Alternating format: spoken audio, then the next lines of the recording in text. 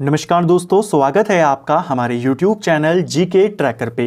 देखिए फ्रेंड्स, आज की वीडियो में हम बात करेंगे जो हमारी एक सीरीज है इंडियन इकोनॉमी डिटेल सीरीज, जिसमें हम भारतीय अर्थव्यवस्था को डिटेल में पढ़ रहे थे। 3 क्लासेस हमारी इस सीरीज की हो चुकी हैं। पहली क्लास के अंदर हमने भारतीय इकोनॉमिक्स से संबंधित सामान्य परिचय को देखा, अर्थव्यवस्था के अलग अलग प्रकारों को देखा, अर्थव्यवस्था के क्षेत्रों को देखा। दूसरी क्लास में हमने जीडीपी, जीएनपी, एनएनपी, एनडीपी इन सारे तत्वों को देखा। और तीसरी क्लास के अंदर हमने मानव विकास सूचकांक की बात करी और अलग अलग प्रकार के अर्थव्यवस्था के अंदर जो कर्व पाए जाते हैं, वक्र पाए जाते हैं, उनको देखा। आज हमारी ये अर्थव्यवस्था की चौथी क्लास होगी और आज की क्लास में हम कुछ इंपॉर्टेंट सूचकांक और उनको जारी करने वाली संस्था और उन सूचकांकों से संबंधित जो इंपॉर्टेंट बातें हैं कि वो किस आधार पर तैयार होते हैं, जो आपसे पूछे जाते हैं, उनकी यहां पर बात करेंगे। अगर आपने इससे पहले की क्लासेस को नहीं देखा है तो आप प्लेलिस्ट में जाकर उन क्लासेस को देख सकते हैं। तो चलिए दोस्तों, आज की क्लास को शुरू करते हैं। सबसे पहले विभिन्न संस्थानों के द्वारा जारी सूचकांकों को देख लेते हैं। कौन सा सूचकांक कौन सी संस्था या कौन सा संगठन जारी करता है, फिर इंपॉर्टेंट सूचकांकों के बारे में जानेंगे। पहला सूचकांक है हमारा आज का मानव पूंजी सूचकांक, जो ह्यूमन कैपिटल इंडेक्स होता है। इसे कौन जारी करता है? इसे वर्ल्ड बैंक जारी करता है। ठीक है।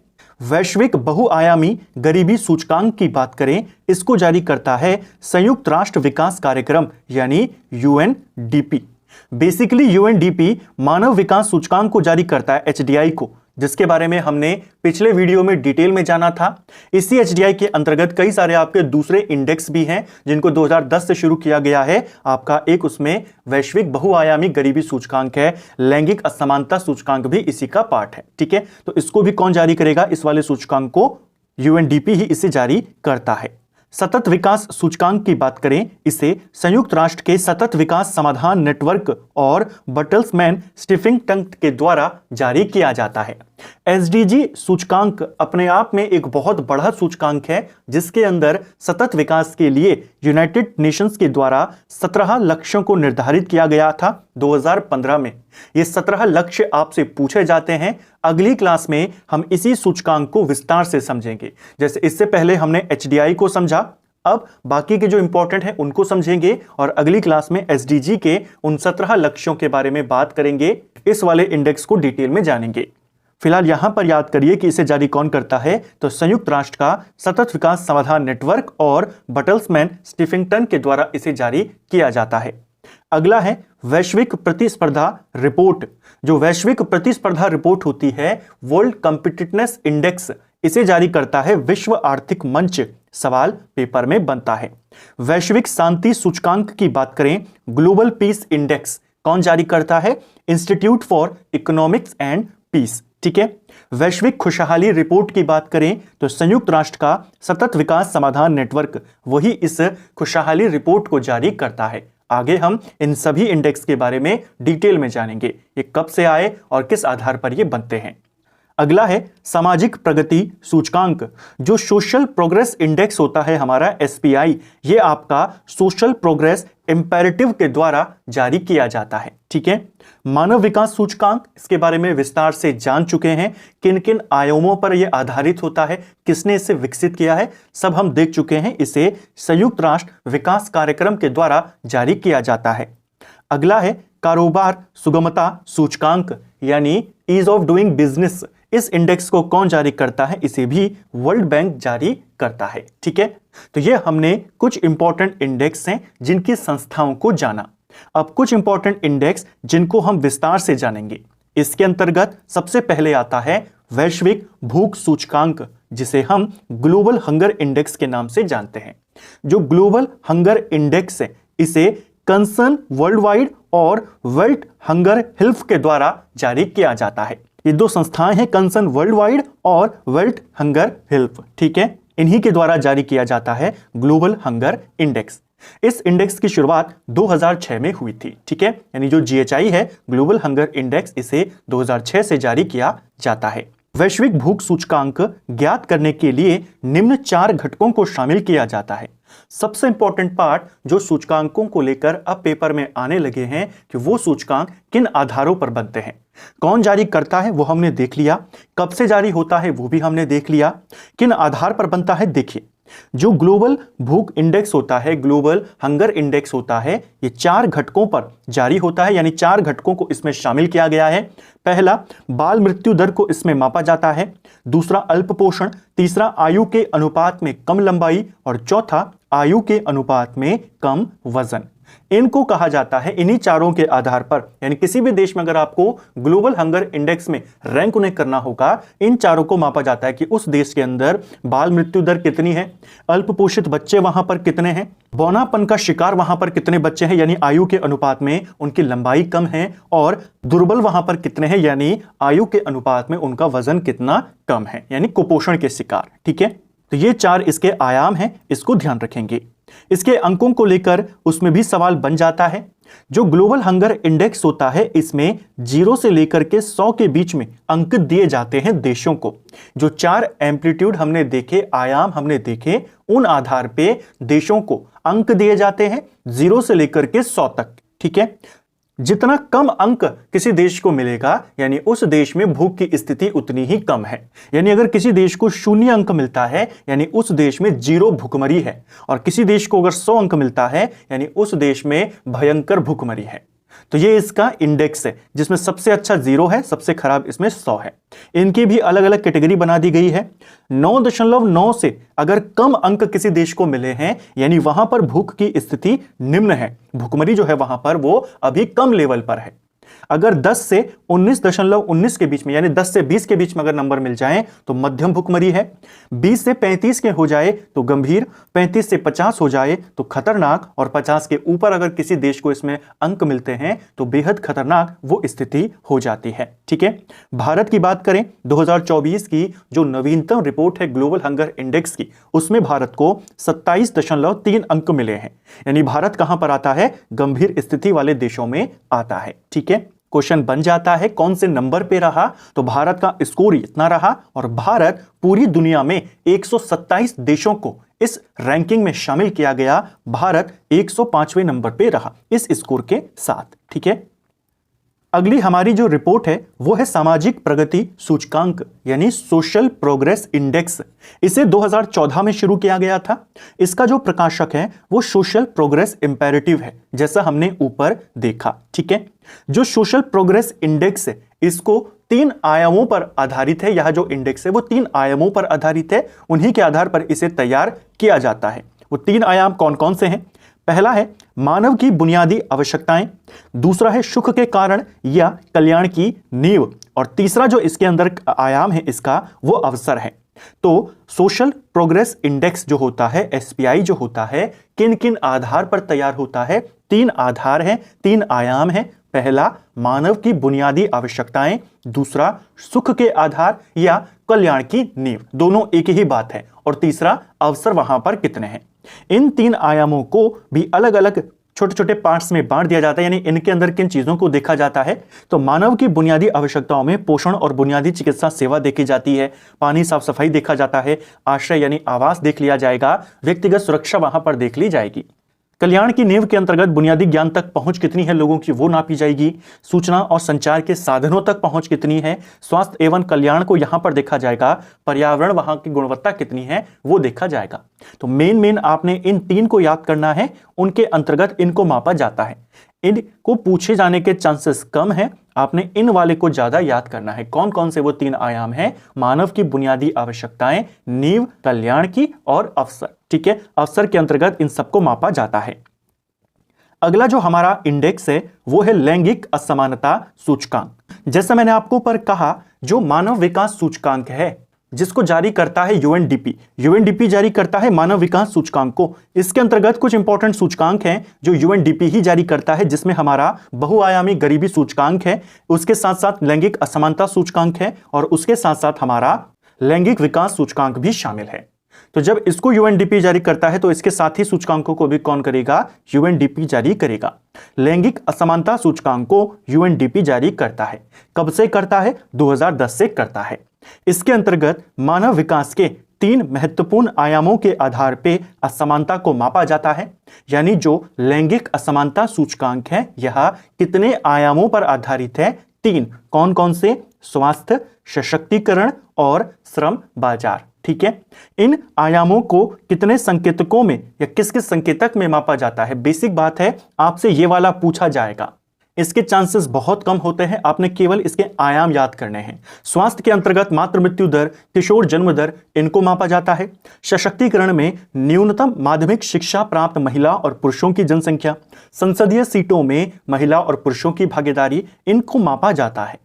तो तीन मुख्य आयाम है, स्वास्थ्य, सशक्तिकरण और श्रम बाजार या कार्यबल में महिलाओं और पुरुषों की भागीदारी दर। ठीक है, यही है आपका श्रम बाजार। इन तीन आयामों पर आधारित है लैंगिक असमानता सूचकांक। ठीक है, अगला सूचकांक है हमारा वैश्विक बहुआयामी गरीबी सूचकांक। देखिए, वैश्विक बहुआयामी गरीबी सूचकांक जो है हमारा MPI के नाम से इसे जाना जाता है। इसे पहली बार 2010 में जारी किया गया था। इसे जारी करता है UNDP, क्योंकि आप जानते हैं ये HDI का ही एक पार्ट है, और जारी करता है OPHI। OPHI का मतलब है Oxford poverty and human development initiative, इसका पूरा नाम है। ये दोनों संस्थाएं मिलकर इसको जारी करती हैं। जो हमारा MPI होता है मल्टी डायमेंशनल पॉवर्टी इंडेक्स। ठीक है, मुख्य तौर पर UNDP को आपने ध्यान रखना है। MPI को तीन आयामों पर मापा जाता है। तीन आयाम कौन कौन से हैं उनको देखेंगे। तीन आयाम है स्वास्थ्य, शिक्षा और जीवन निर्वाह स्तर। जो HDI के हैं वही MPI के भी हैं, मल्टी डायमेंशनल पॉवर्टी इंडेक्स के भी हैं। ठीक है, इन तीन आयामों को 10 सूचकों में विभाजित किया जाता है। यानी स्वास्थ्य के अंदर हम शिशु मृत्यु दर और पोषण को मापेंगे, शिक्षा के अंदर हम नामांकित शिशु और शैक्षिक वर्ष को मापेंगे, और जीवन निर्वाह स्तर में 6 सूचक होते हैं, संपत्ति, ईंधन आपूर्ति, आवास, विद्युत, जल आपूर्ति और शौचालय। तो ये 6 इसके हैं जीवन निर्वाह स्तर के, इन 6 को मापा जाता है। 2 इसके हैं और 2 हमारे स्वास्थ्य के हैं। तो 10 सूचकों पर और 3 आयामों पर आधारित है हमारा MPI यानी बहुआयामी गरीबी सूचकांक। ठीक है, एक और चीज यहां पर ध्यान रखना, जो हमारा ये MPI है इसकी सहायता से जो SDG लक्ष्य 1 है, SDG लक्ष्य 1 कहता है सब जगह गरीबी या इसके सभी रूपों को समाप्त करना। जब हम पढ़ेंगे SDG के लक्ष्यों के बारे में, उसका जो पहला लक्ष्य है वो गरीबी समाप्ति की बात करता है। ठीक है, तो ये जो मल्टी डायमेंशनल पॉवर्टी इंडेक्स है, इसकी मदद से हमें यह अध्ययन करने में मदद मिलती है कि कौन कौन से देश गरीबी को कम करने के लिए या खत्म करने के लिए क्या क्या प्रयास कर रहे हैं, उसका अध्ययन हम इसके माध्यम से करते हैं और हमें उन देशों में गरीबी की स्थिति का पता भी चलता है। अगला है वैश्विक शांति सूचकांक। जो वैश्विक शांति सूचकांक होता है हमारा, इसे कौन जारी करता है? इसे institute for economics and peace के द्वारा जारी किया जाता है। ठीक है, जो वर्ल्ड पीस इंडेक्स है, ग्लोबल पीस इंडेक्स है, उसे institute for economics and peace जारी करता है। इस इंडेक्स में आइसलैंड लगातार वर्ष 2008 से विश्व का सर्वाधिक शांतिपूर्ण देश बना हुआ है। देखिए, ये जो रिपोर्ट थी 2007 में इसे स्थापित किया गया और 2008 में पहली बार इसे जारी किया गया। तब से लेकर आज तक आइसलैंड इसमें नंबर 1 पर बना हुआ है, दुनिया का सबसे शांत देश। दुनिया का सबसे अशांत देश पिछले वर्ष 2023 में अफगानिस्तान था, इस वर्ष इसमें यमन को शामिल किया गया। ठीक है, भारत 2024 में 116वें स्थान पर रहा है। ठीक है, 2023 का जो इंडेक्स था उसमें भारत 126वें नंबर पे था। अब भारत में थोड़ा सा सुधार हुआ है और ये 116वें नंबर पे आया है। अगला है विश्व खुशहाली रिपोर्ट। इस रिपोर्ट को संयुक्त राष्ट्र का एक निकाय जो है संयुक्त राष्ट्र सतत विकास समाधान नेटवर्क, इसे जारी करता है। जैसे मैंने आपको कहा कि आपने मेन संयुक्त राष्ट्र को ध्यान रखना है और इसके इस नेटवर्क को ध्यान रखना है। जो वर्ल्ड हैप्पीनेस रिपोर्ट है, पहली बार यह 2012 में जारी करी गई थी। ठीक है, खुशहाली का माप 6 कारकों के आधार पर किया जाता है। जो वर्ल्ड खुशहाली रिपोर्ट होती है, वैश्विक खुशहाली रिपोर्ट, ये 6 कारकों पर आधारित होती है। 6 कारक में पहला है उस देश में प्रति व्यक्ति सकल घरेलू उत्पाद कितना है, उस देश में लोक विश्वास यानी भ्रष्टाचार मुक्त सरकार और व्यापार कैसा है उसको मापा जाता है, उदारता कितनी है उस देश में, सामाजिक सहयोग कितना है, स्वास्थ्य जीवन प्रत्याशा कितनी है, जीवन विकल्पों के चयन की स्वतंत्रता कितनी है। इन 6 कारकों के आधार पर मापा जाता है ग्लोबल हैप्पीनेस इंडेक्स। ठीक है, 2024 की अगर हम बात करते हैं तो भारत 146 देशों में 126वें नंबर पे रहा। ठीक है, सबसे खुशहाल देश इसमें नंबर 1 पे कौन रहा? तो फिनलैंड रहा। नंबर 2 पे डेनमार्क, नंबर 3 पर आइसलैंड इस सूची में रहा। अगला है लैंगिक अंतराल रिपोर्ट। जो वैश्विक लैंगिक अंतराल रिपोर्ट होती है, ग्लोबल जेंडर गैप इंडेक्स जिसको कहा जाता है, बहुत ही फेमस रिपोर्ट है। इसे हर साल विश्व आर्थिक मंच जारी करता है। ठीक है, इसकी शुरुआत 2006 से हुई। 2024 में भारत 129वें नंबर पे रहा 146 देशों में से। 2023 में भारत 127वें नंबर पे रहा था। यानी भारत की रैंकिंग में 2 स्थान की गिरावट ग्लोबल जेंडर गैप इंडेक्स में देखने को मिली है, जिसे विश्व आर्थिक मंच जारी करता है। ठीक है, इस सूची में पहला स्थान आइसलैंड को, दूसरा नॉर्वे को, तीसरा फिनलैंड को दिया गया। भारत कौन से नंबर पे रहा? 129। इस रिपोर्ट के तहत स्वास्थ्य, शिक्षा, अर्थव्यवस्था और राजनीति के क्षेत्र में महिला और पुरुष के बीच भेदभाव मिटाने में मिली सफलता का आकलन किया जाता है। यानी जो ग्लोबल जेंडर गैप इंडेक्स होता है वो 4 क्षेत्रों में महिलाओं और पुरुषों का अनुपात नापती है। कौन कौन से 4 क्षेत्र हैं? स्वास्थ्य में, शिक्षा में, अर्थव्यवस्था में और राजनीति में। ठीक है, अगला है हमारा कारोबार सुगमता सूचकांक यानी ease of doing business index. इस इंडेक्स को विश्व बैंक जारी करता है। कब से करता है? 2002 से करता है। कारोबार सुगमता सूचकांक के संकेतक कितने हैं? इसके अंतर्गत 10 संकेतक माने जाते हैं, जिसमें पहला है व्यवसाय शुरू करना, निर्माण परमिट कैसे मिलता है वहां पर, विद्युत कितनी आसानी से प्राप्त हो रही है, संपत्ति का पंजीकरण में क्या क्या समस्याएं आती हैं या कितनी समस्या में वो रजिस्टर्ड होता है, ऋण उपलब्धता उस देश में कितनी है, अल्पसंख्यक निवेशकों के जो छोटे निवेशक हैं उनकी सुरक्षा कितनी है, करों का भुगतान करना कैसा है वहां पर, सीमाओं के पार व्यापार करना, अनुबंध लागू करना और दिवालिया होने पर क्या सॉल्यूशन है वहां उस देश में। इन 10 को मापा जाता है। उस आधार पे देशों को ईज ऑफ डूइंग बिजनेस में रैंकिंग दी जाती है। ठीक है, तो इसको आपने ध्यान रखना है। कौन जारी करता है ईज ऑफ डूइंग बिजनेस को? यह जारी करता है वर्ल्ड बैंक। 2002 से वो जारी करता है। अगला है हमारा global innovation index. Global innovation index की बात करते हैं, जिसे हिंदी में वैश्विक नवाचार सूचकांक कहते हैं। इसकी शुरुआत 2007 से होती है। इसे शुरू करता है विश्व बौद्धिक संपदा संगठन, जिसे WIPO के नाम से हम जानते हैं। जो WIPO है आपका विश्व बौद्धिक संपदा संगठन, इसे 1967 में बनाया गया था। इसी संगठन के द्वारा 2007 से ग्लोबल इनोवेशन इंडेक्स जारी किया जाता है। ठीक है, जो ग्लोबल इनोवेशन इंडेक्स होता है हमारा, इसको लेकर के बस भारत के रैंक आप ध्यान कर लीजिए। वही आपसे ज्यादातर पेपर में पूछता है कि इसे कब से जारी किया, कौन जारी करता है और भारत की रैंक क्या है। 2024 में भारत 133 अर्थव्यवस्थाओं में से 39वें नंबर पे रहा। पिछले वर्ष 2023 में भारत इस सूची में 40वें नंबर पे था। इस साल 39वें नंबर पर आ गया। ठीक है, तो भारत के रैंक को ध्यान कर लेंगे और कौन जारी करता है, कब से करता है, कौन जारी कर रहा है, वो कब बना, वो आपको हमने यहां पर देखा।